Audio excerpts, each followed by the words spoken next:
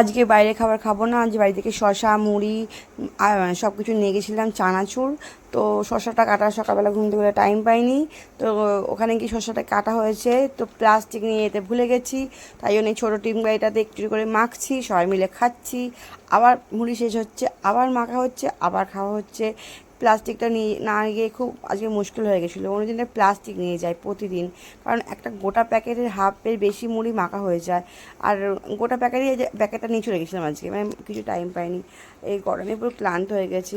পুরো যাওয়ার সময় কত একদম ফর্সা ফর্সা হয়ে যাব, আর আসার সময় পুরো একদম মানে কেলো ভূত হয়ে আসবো। এত রোদ্দুর, এত রোদ্দুর।